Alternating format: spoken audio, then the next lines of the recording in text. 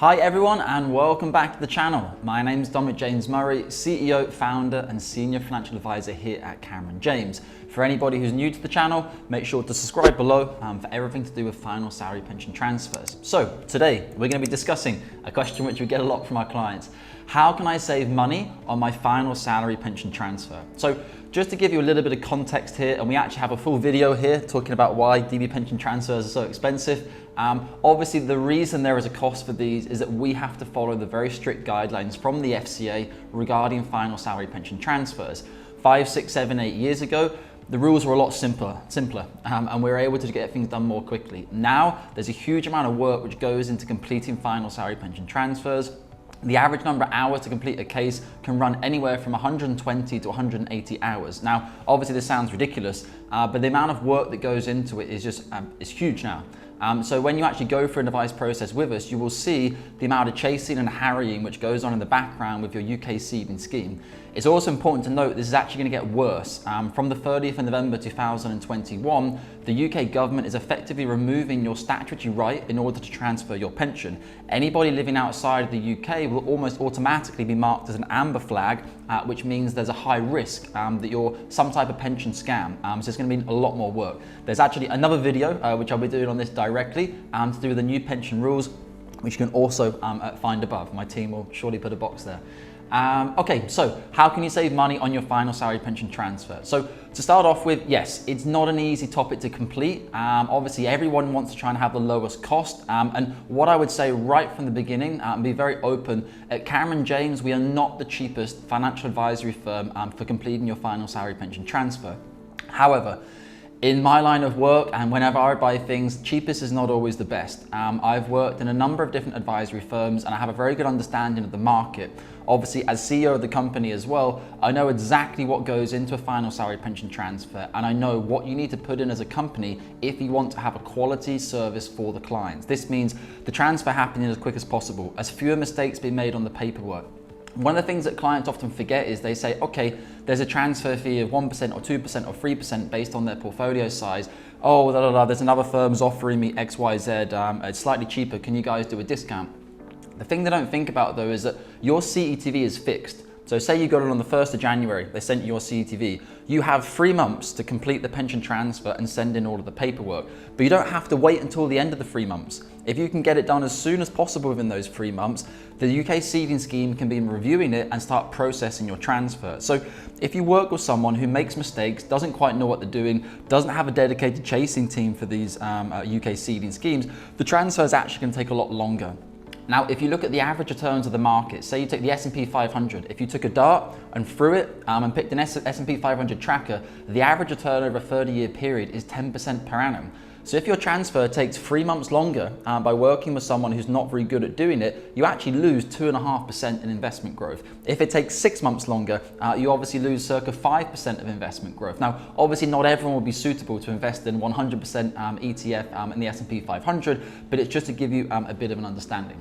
But to let you know the reason you came onto this call today, I would always say the reason most people offer you a transfer discount is if you're able to show them that you're pretty educated and knowledgeable about the subject, and that also you're not going to be difficult, so to speak. Now, this doesn't mean that you get any lesser financial advice or that you get a discount so your service is going to be worse. But if you can show to your financial advisor that firstly, you're always going to return paperwork on time. This is the biggest problem for us. Now in the age of DocuSign, it's much, much better. Some clients typically return things in 2 minutes and the paperwork is back. This was compared to the old days where we used to have to send DHLs just to get people's signatures. So that's not so much of a problem anymore. But one of the issues is people are busy. They've got work, they've got holidays.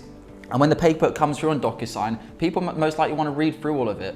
So what I would say with us or any financial advisor you're working with is make a commitment to them and say, you know what, I've done my research, I've done my due diligence, I trust you guys, I see all your reviews, testimonials, Financial Times, Google reviews, whatever it is, even calling our existing clients if you want to. But once you get into the advice process, just say to the financial advisor, look, okay, I'm in now, I trust you and I want to work with you, let's get this done as quickly as possible. And that is music to the ears of any financial advisor. The last thing we want is when we're completing paperwork for people, we send it out and then it just kind of like a week goes by, 2 weeks goes by, oh hi, and then their memory of your phone call has kind of gone a little bit dead as well, and you have to refresh it, etc., etc. So this can obviously slow the process down dramatically. So if you can say to your financial advisor from the beginning that, yeah, sure, I'm ready to go with this, whatever you send me, I'm going to get back to you as quick as possible, it allows the financial advisor to say to the compliance department, okay, we have a client here who is dead certain on doing this. Obviously, to get the report done doesn't guarantee we complete the transfer for you, but get the report done to understand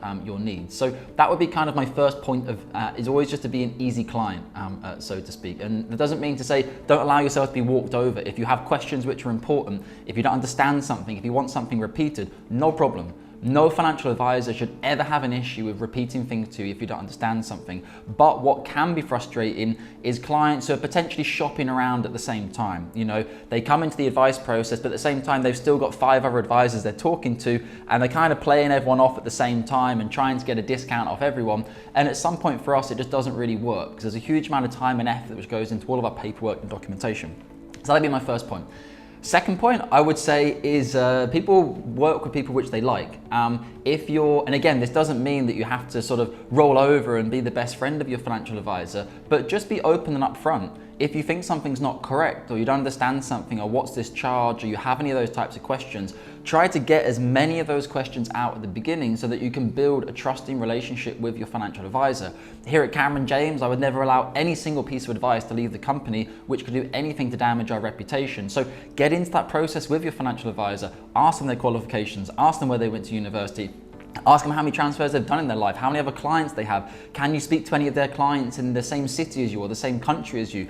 Do whatever due diligence you need to do to make yourself comfortable with that pension transfer and obviously become a more likable client for the financial advisor.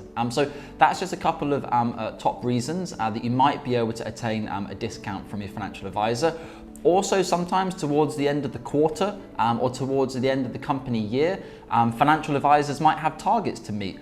They might have an estimated goal of XYZ assets under management. So you might be able to have a better relationship with your financial advisor and just kind of find out from them, you know, what do they need? What's happening in terms of their agenda? This is kind of like the industry secrets. So I shouldn't really be telling these things, but that's how it works in a lot of advisory firms. And finally, most importantly, I would say that if you have a good relationship with your financial advisor, and if you go through this process and it takes you 3, 6, 9 months worth of work, you've researched 7 advisory firms or 3 advisory firms or whatever it is, you've chosen Cameron James, you've worked with Dominic James, Jonathan Jude, whoever it is, and you've gone with them and they've done a good job, you're in a very natural position to then say to your friends, your former colleagues, anyone else, even inside that same pension scheme, hey, look, I transferred my pension, it was suitable for me, these guys are really professional, I think you should get in touch with them. And how we work here at Cameron James is on an ongoing basis, our 1% per annum is reduced by 10 basis points per successful introduction of any friends or colleagues.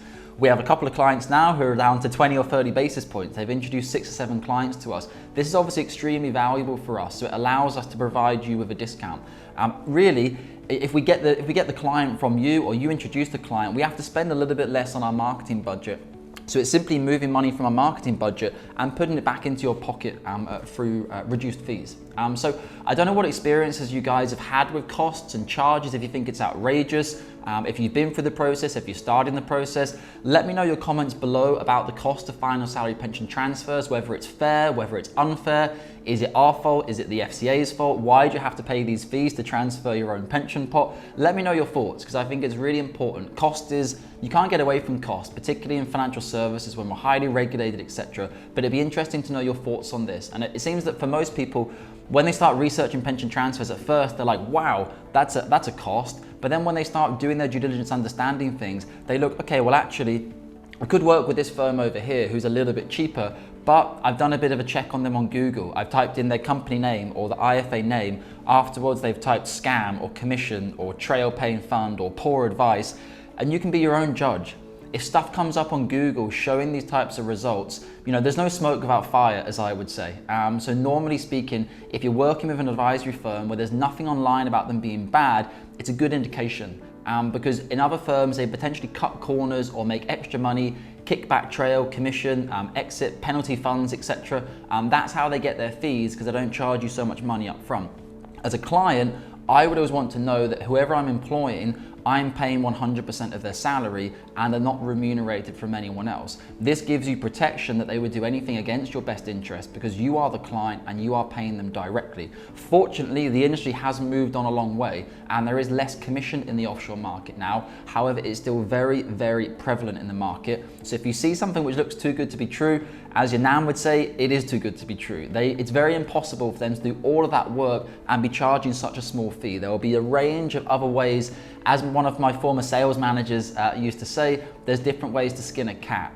And it's not the costs that you see which will affect your portfolio value, it's the costs you can't see, which you really need to look out for. So guys, I hope that's useful for you. I really look forward to your comments below. I'll personally be responding to them. And obviously if you want to have a conversation with me directly or get booked in with one of our financial advisors, head over to the website, do a bit more due diligence on us and get yourself booked in via Calendly for your free consultation. Okay, thank you guys and look forward to speaking with you soon. Bye-bye.